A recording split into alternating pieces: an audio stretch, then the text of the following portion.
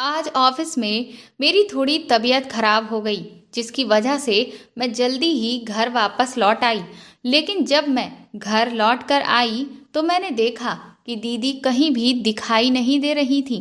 मैंने उन्हें एक दो बार आवाज भी दी, लेकिन मुझे उनका कोई भी जवाब नहीं मिला। इसीलिए मैं पहले थोड़ा परेशान हुई, क्योंकि इस वक्त तो दीदी घर पर ही होती थी। मैंने सोचा कि मैं टेरेस पर जाकर देखती हूँ। हो सकता है वह किसी काम से टेरेस पर बने कमरे में गई हो।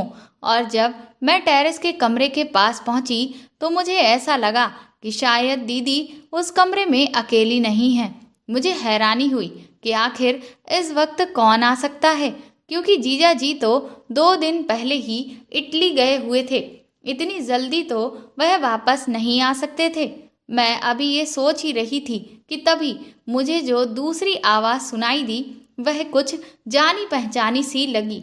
इस वजह से मैंने दरवाजे पर नॉक नहीं किया, बल्कि खिड़की से झांक कर देखा। और खिड़की से मुझे अंदर का जो नज़ारा दिखा, उसे देखकर तो मेरे होश बुरी तरह से उड़ चुके थे। मेरी बहन तो मेरे ही होने वाले पति के साथ उस वक्त वह दोनों जिस अवस्था में थे, उससे मेरी आंखों में खून उतर आया था। मैंने कभी सपने में भी नहीं सोचा था कि मेरी ही बहन मेरा घर उजाड़ने पर तुली होगी, और मेरा होने वाला पति भी मेरी पीठ के पीछे मेरी सगी बहन के साथ ये सब कर रहा होगा। उनकी हालत साफ तौर पर बयान कर रही थी कि वह किस तरह की भावना से भरे हुए थे। मेरा नाम संजना है।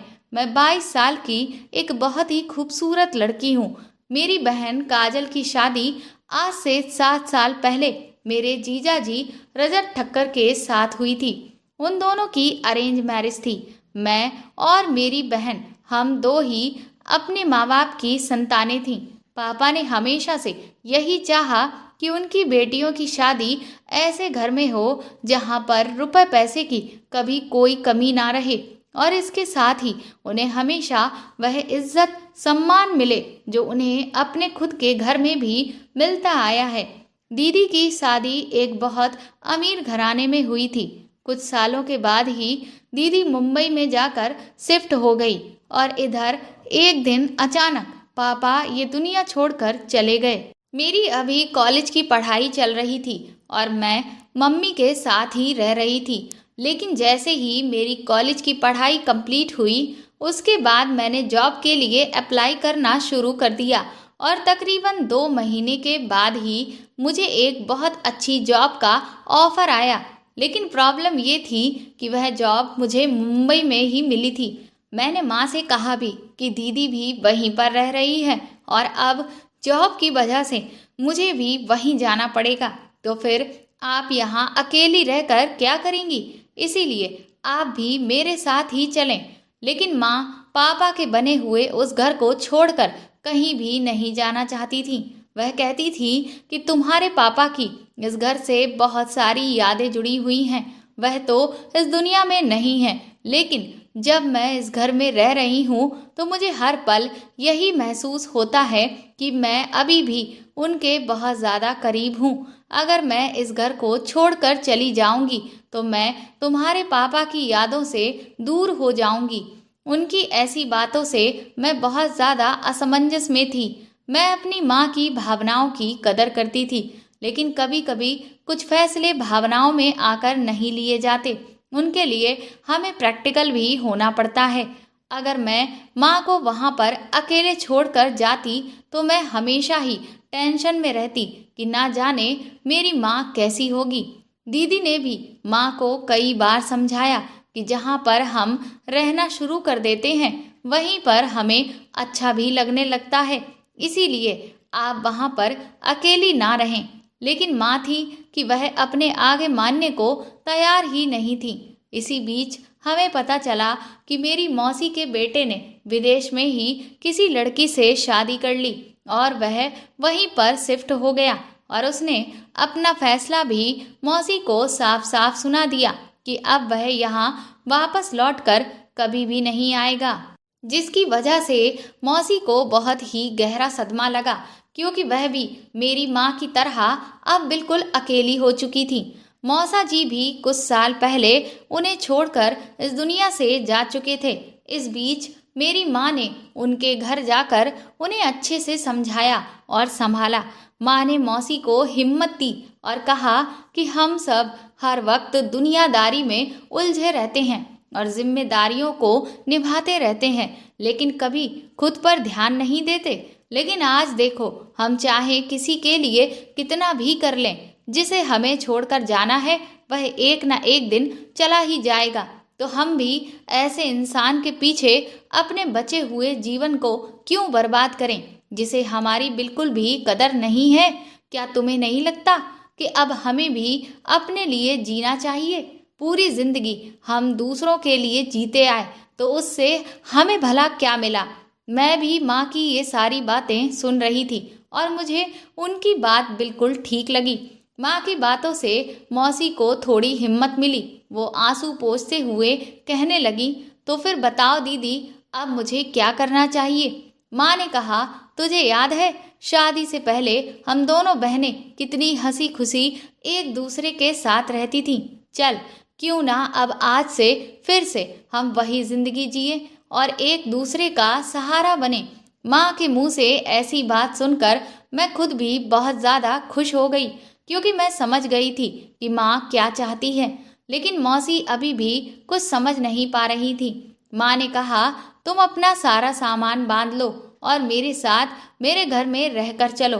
अब हम दोनों अपने वह सारे शौक पूरे करेंगे जो हम शादी और बच्चों की जिम्मेदारियों के चक्कर में कभी भी पूरे नहीं कर पाए। मौसी ने कहा, क्या सच में हम जो भी चाहते थे वह अब भी हम कर सकते हैं? माँ ने कहा, बिल्कुल, क्यों नहीं कर सकते। जब हम इतनी बड़ी जिम्मेदारियां उठा सकते हैं, अपने बच्चों को उनके पैरों पर खड़ा कर सकते हैं ताकि वह भी अपनी इच्छाएं पूरी कर सकें, तो क्या हम खुद की इच्छाओं को पूरा नहीं कर सकते? इसके बाद मौसी अपना सारा सामान लेकर हमेशा के लिए माँ के साथ वापस घर लौट आई। उन दोनों की खुशी देखकर मैं भी बहुत खुश हो रही थी। सच में माँ को देखकर मेरे अंदर भी एक जिंदा दिली आ गई। मैं सोचने लगी कि माँ ने सही वक्त पर मौसी को सही रास्ता दिखाकर उनकी जिंदगी को एक नया मोड़ दिया है। अगर वह ऐसा ना करती तो शायद मौसी सदमे में ही अपनी बची हुई जिंदगी गुजार देती। इधर अब मेरी भी ये प्रॉब्लम पूरी तरह से दूर हो गई थी कि माँ मेरे यहाँ से जाने के बाद बिल्कुल अकेली रह जाएंगी, क्योंकि अब ऐसा बिल्कुल भी नहीं था। माँ ने मुझसे कहा कि अब तुम दोनों बहनों को मेरी फिक्र करने की कोई ज़रूरत नहीं है, क्योंकि मेरा ख्याल रखने के लिए तो मेरी बहन आ चुकी है। ये कहते हुए मम्मी और मौसी दोनों ही ठहाका मारकर हंसने लगीं।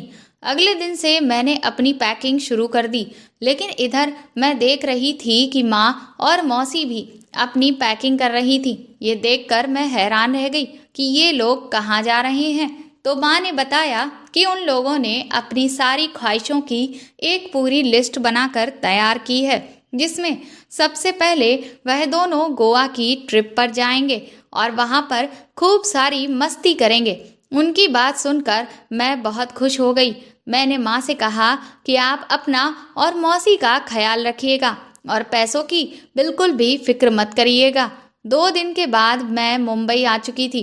पहले तो मैंने दीदी से यही कहा कि मैं फ्लैट लेकर वहीं शिफ्ट हो जाऊंगी, लेकिन दीदी और जीजा जी मेरी एक भी बात मानने को तैयार ही नहीं थे। वह कहने लगे कि नहीं, जब हमारा इतना बड़ा बंगला यहाँ पर है तो तुम फ्लैट में कैसे रह सकती हो? तुमने ये बात सोची भी कैसे? लेकिन मैं नहीं चाहती थी कि उनकी प्राइवेसी में किसी भी तरह की कोई खलल पड़े, इसीलिए जीजा जी के सामने तो मैंने ज़्यादा बहस नहीं की। लेकिन जब मैं दीदी से अकेले में मिली तो मैंने उन्हें ये बात समझाने की कोशिश की, लेकिन दीदी ने कहा कि तुम्हारे जीजा जी इतना ज़्यादा यहाँ रहते ही नहीं हैं जो मेरी किसी भी तरह की प्राइवेसी में खलल होगी, इसीलिए तुम बेझिझक आराम से मेरे घर पर ही रह सकती हो। उनके इतना कहने पर मैं उनकी बात मान गई, क्योंकि एक बात ये भी थी कि मुंबई जैसे शहर में रहने की जगह ढूंढना यानी कि भूसे के ढेर में सुई को ढूंढने के बराबर था। मैंने अपना ऑफिस ज्वाइन कर लिया और वहाँ पर जो भी काम मुझे दिया गया उसे मैंने अच्छे से करना शुरू भी कर दिया था। मेरी ज्वाइनिंग के तीसरे दिन ही वहाँ पर एक नए लड़के ने ज्वाइन किया। हम दोनों ही क्योंकि उस ऑफिस में नए थे, इसीलिए हमारी इंटर्नशिप भी साथ में ही रखी गई, जिसकी वजह से मेरी उससे बहुत ज़्यादा बातचीत होने लगी और धीरे धीरे मेरी और उसकी काफ़ी अच्छी दोस्ती हो गई। वह लड़का स्वभाव का बहुत ही अच्छा था। उसका नाम आकाश था। मुझे अब ये लगने लगा था कि मैं शायद आकाश को पसंद करती हूँ, लेकिन ये समझ नहीं पा रही थी कि क्या मुझे उससे ये बात कहनी भी चाहिए या नहीं, क्योंकि मेरे मन में ये डाउट था कि कहीं ऐसा तो नहीं कि आकाश मुझे पसंद ना करता हो। लेकिन एक दिन अचानक ही आकाश ने अपने बर्थडे के दिन मुझे प्रपोज कर दिया। उसकी बात सुनकर मैं खुशी से फूली नहीं समा रही थी और मैंने तुरंत ही उससे शादी के लिए हाँ कह दी। इधर आकाश की फैमिली तो तैयार थी, लेकिन मुझे अभी अपने घर में इस बारे में बात करनी थी। धीरे धीरे इस सब में 6 से 7 महीने बीत चुके थे और इधर माँ मेरे लिए अच्छे लड़के की तलाश करने लगी। मुझे समझ नहीं आ रहा था कि मैं अपने घर वालों को कैसे बताऊं कि मैं किसी को पसंद करती हूँ। मैंने सोचा कि अगर मैं माँ को डायरेक्ट ये बात बता दूंगी तो ना जाने वह क्या सोचें। इसीलिए मैंने ये बात अपनी बहन को बताने का फैसला किया और दीदी के जन्मदिन पर मैंने आकाश को इनवाइट किया और फिर मैंने उन्हें अपने और आकाश के रिश्ते के बारे में सब कुछ बता दिया और उनसे ये भी कहा कि अब हमारे इस प्यार के रिश्ते को शादी के रिश्ते में बदलने की जिम्मेदारी भी है, पूरी तरह से आपकी है। ये सुनकर दीदी बहुत खुश हो गई। हालांकि पहले मुझे लग रहा था कि पता नहीं दीदी इस रिश्ते के लिए मानेगी भी या नहीं, क्योंकि आकाश की फैमिली एक लोअर मिडिल क्लास फैमिली थी और हम लोग शुरू से ही काफ़ी पैसे वाले थे। इसलिए मुझे ये डर सता रहा था कि कहीं मेरी बहन इस रिश्ते के लिए इनकार ना कर दे। लेकिन दीदी ने ऐसा कुछ भी नहीं किया, बल्कि उन्होंने मेरी तारीफ की कि मैंने अपने लिए एक बहुत ही अच्छा और सुलझा हुआ जीवन साथी चुना है। अब मैं पूरी तरह से निश्चिंत हो गई थी, क्योंकि अब आगे की बात करना दीदी की जिम्मेदारी थी और मुझे अच्छे से पता था कि वह ये जिम्मेदारी बहुत अच्छे से निभा लेगी और माँ को मेरे और आकाश के रिश्ते के लिए हर हाल में राजी कर लेंगी। इधर धीरे धीरे ऑफिस में काम का प्रेशर काफ़ी ज़्यादा बढ़ने लगा था, जिसकी वजह से मेरी और आकाश की मुलाकातें कुछ कम होने लगी। लेकिन फिर भी मैं नहीं चाहती थी कि काम की वजह से मेरे और आकाश के रिश्ते में दूरियां हों। इस वजह से मैं आकाश को अक्सर ही समय निकालकर कहीं ना कहीं घूमने जाने के लिए कहती रहती थी। दूसरी तरफ माँ भी मेरे और आकाश के रिश्ते के लिए तैयार हो गई थी और वह जल्द से जल्द मेरी और आकाश की शादी कराना चाहती थी। लेकिन जब मैंने इस बारे में आकाश से बात की तो आकाश का कहना था कि वह अभी शादी नहीं करना चाहता है, क्योंकि उसे थोड़ा वक्त चाहिए, क्योंकि वह अपने माता पिता के लिए पहले एक अच्छा घर लेना चाहता है ताकि वह उन्हें भी उस घर में रख सके और मुझे भी। शादी के बाद हजारों जिम्मेदारियां बढ़ जाती हैं जिनमें वह अभी पढ़ना नहीं चाहता था। मुझे आकाश पर पूरा भरोसा था, इस वजह से मैंने उसके इस फैसले में हामी भर दी और कहा कि ठीक है, मैं भी तुम्हारे इस सपने में तुम्हारा पूरा साथ दूंगी ताकि तुम जल्द से जल्द एक अच्छा सा घर खरीद सको। ये बात सुनकर आकाश बहुत ज़्यादा खुश हो गया था। धीरे धीरे समय इसी तरह से बीत रहा था, लेकिन मैं अब नोटिस कर रही थी कि आकाश ऑफिस से निकलने के बाद भी न जाने कहाँ बहुत ज़्यादा बिजी रहने लगा था, जबकि इतना तो मैं अच्छे से समझ रही थी कि उसे ऑफिस के बाहर कितना काम करना पड़ता है और कितना नहीं करना पड़ता है। लेकिन वह मुझे किसी न किसी तरह के काम का बहाना बनाता रहता था, जिस वजह से मेरे मन में शक पैदा होने लगा कि कहीं कोई ऐसी वैसी बात तो नहीं है। ऑफिस में काम करते हुए भी मेरा दिमाग हर वक्त टेंशन में रहता था, जिसकी वजह से मेरा बीपी ऊपर नीचे होने लगा। और एक दिन जब मेरे सर में बुरी तरह से दर्द होने लगा तो मैं ऑफिस से आधे दिन की छुट्टी लेकर वापस घर आ गई। उस दिन आकाश भी ऑफिस नहीं आया हुआ था, क्योंकि उसे अपनी माँ को अस्पताल में दिखाने के लिए जाना था। लेकिन जब मैं घर लौट कर आई तो मैंने देखा कि दीदी उस वक्त मुझे कहीं भी दिख नहीं रही थी, जिस वजह से मैं टेरेस वाले रूम पर गई। और जब मैं वहां पहुंची तो अंदर का जो नज़ारा देखा, उसे देखकर तो मेरे होश ही उड़ चुके थे। मेरी बहन मेरे ही होने वाले पति के साथ इस तरह से थी कि मैं बर्दाश्त नहीं कर सकी और तुरंत ही रोते हुए नीचे उतर आई। अब तो मेरा सर दर्द से और भी बुरी तरह से फटने लगा। मैं तुरंत ही वहां से निकल गई और एक रेस्टोरेंट में जाकर बैठ गई। अभी भी मेरी आंखों के सामने वही नज़ारा तैर रहा था। मुझे समझ नहीं आ रहा था कि मेरी बहन ने मेरे साथ ऐसा क्यों किया, और आकाश, उस पर तो मैं कितना विश्वास करती थी।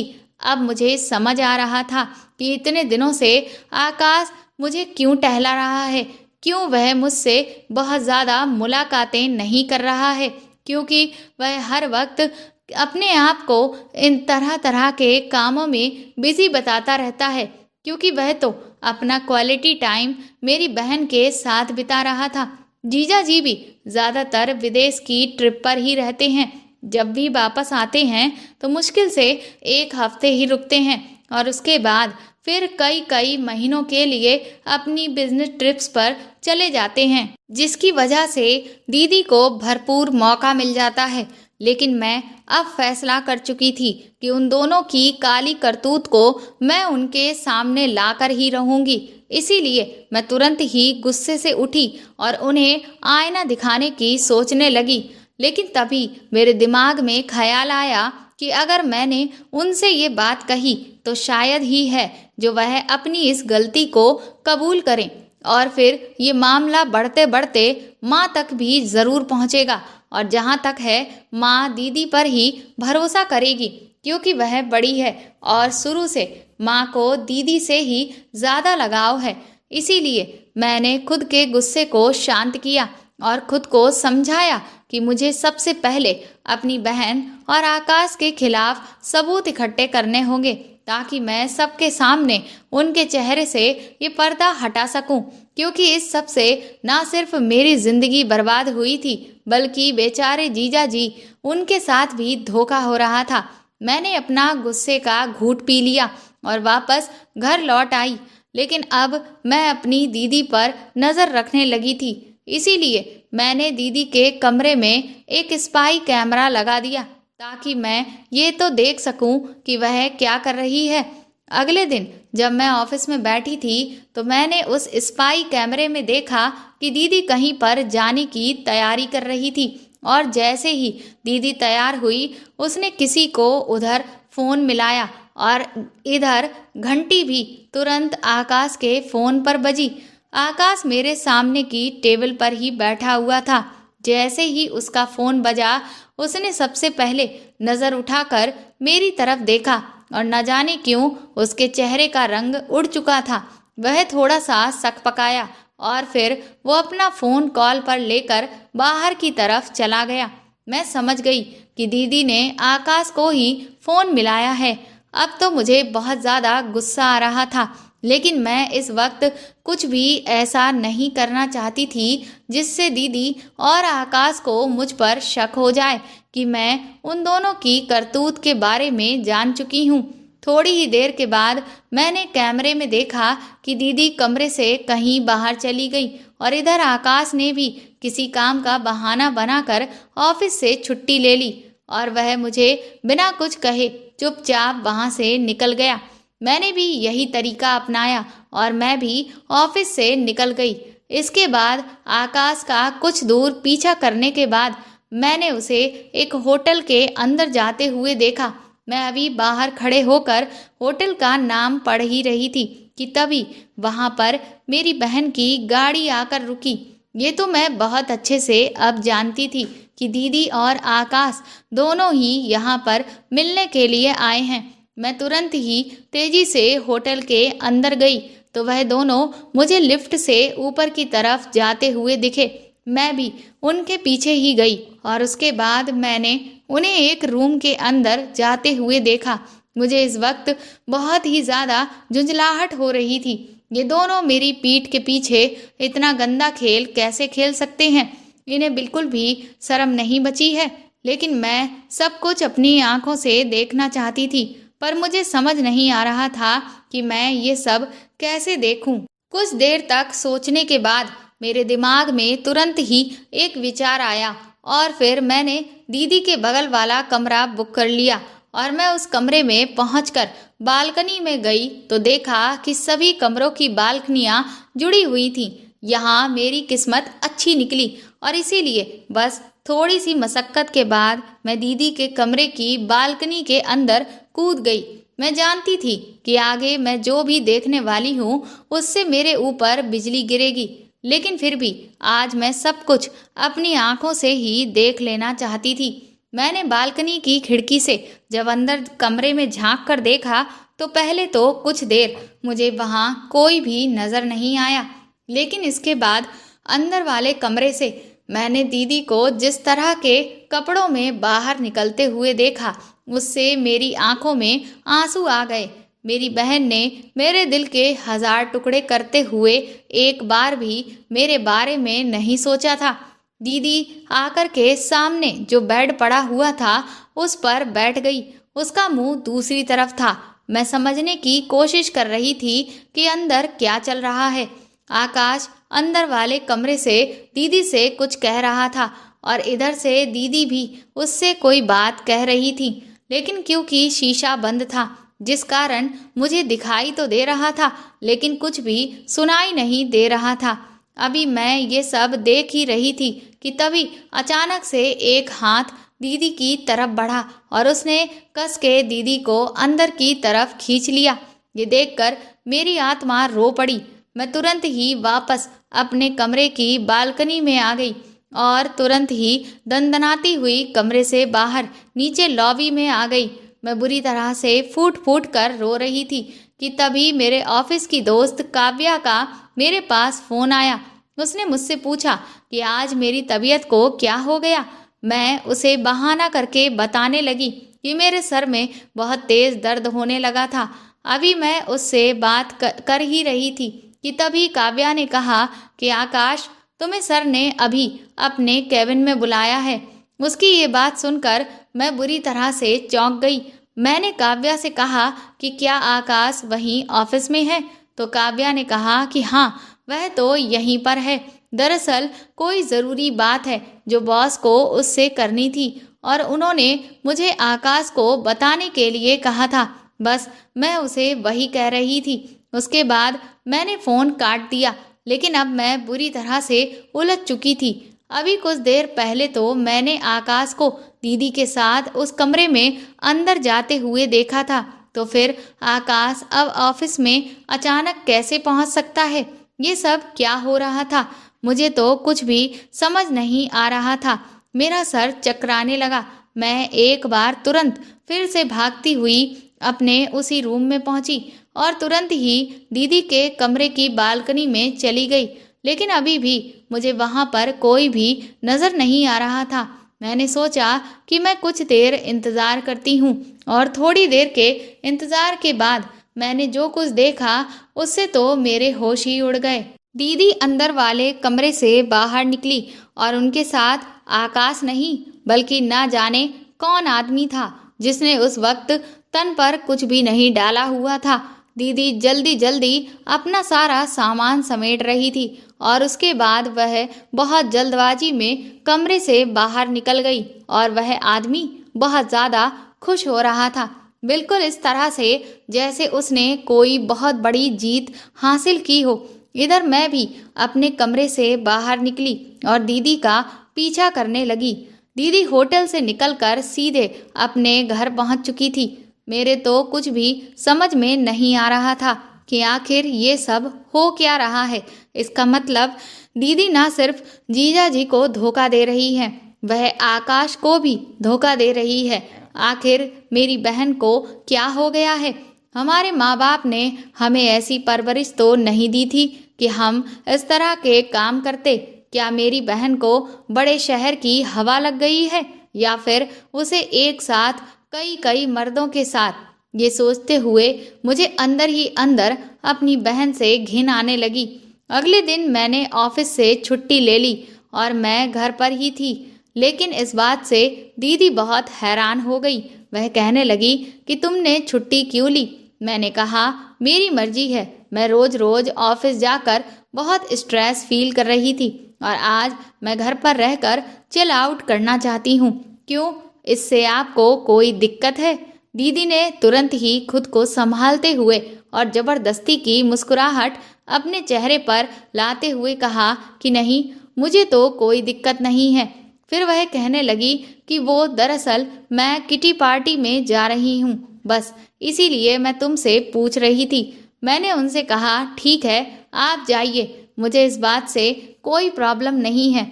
इसके बाद दीदी घर से बाहर निकल गई और उनके जाने के 1 मिनट बाद ही मैं भी तुरंत ही उनके पीछे गई। उनकी गाड़ी एक सुनसान जंगल की तरफ मुड़ गई। मैं भी उस इलाके में पहुंच गई। पहले तो मैं काफी देर तक बाहर खड़े होकर इंतजार करती रही कि शायद दीदी अभी गाड़ी से बाहर आएगी, लेकिन जब वह बहुत देर गाड़ी से बाहर नहीं निकली तो मैं गाड़ी के पास पहुंच गई और मैंने जब गाड़ी में देखा तो आज फिर से दीदी आकाश के साथ ही गाड़ी में बैठी हुई थी। आज तो मैंने सोच लिया था कि दीदी के चेहरे से मैं ये नकाब हटाकर ही रहूंगी। आकाश को भी तो पता चले कि उसने मेरे साथ धोखा करके कितनी बड़ी गलती की है। मैं तुरंत ही उनकी गाड़ी के सामने जाकर खड़ी हो गई और जैसे ही दोनों की नज़र मुझ पर पड़ी, उनके तो होश ही उड़ चुके थे। दीदी को तो कुछ समझ में नहीं आ रहा था कि वह मुझसे क्या कहे। मैं तुरंत ही दीदी की तरफ आगे बढ़ी। मुझे गुस्सा तो इतनी तेज आ रहा था कि मैं खींचकर उनके गाल पर एक तमाचा लगा दूं, लेकिन क्योंकि वह मेरी बड़ी बहन थी इसीलिए मैं ऐसा नहीं कर पाई। लेकिन आकाश को मैंने एक जोर का धक्का दिया। मैंने कहा कि तुम बहुत बड़े धोखेबाज हो। तुम मेरी पीठ के पीछे मेरी ही बहन के साथ लगे हुए थे और अब तक मुझे बेवकूफ़ बनाते आ रहे थे। इस पर दीदी कहने लगी, संजना तुम्हारा दिमाग खराब हो गया है, तुम हमें गलत समझ रही हो। मैंने कहा कि मैं आपको गलत समझ रही हूँ या आप लोग मुझे इतने समय से बेवकूफ़ बनाने की कोशिश कर रहे हैं? आपको क्या लगता है कि क्या मुझे आपके इस चक्कर के बारे में नहीं पता? इसके बाद मैंने अब तक उन दोनों को जब भी साथ देखा या जो भी चीज़ें देखी थी वह सारी की सारी उन्हें बता दी। मेरी पूरी बात सुनने के बाद दीदी फूट फूट कर रोने लगी। वो बोली कि मैं जिस प्रॉब्लम से जूझ रही हूँ बस उसी वजह से मैं उस दिन आकाश को गले से लगाए हुए थी।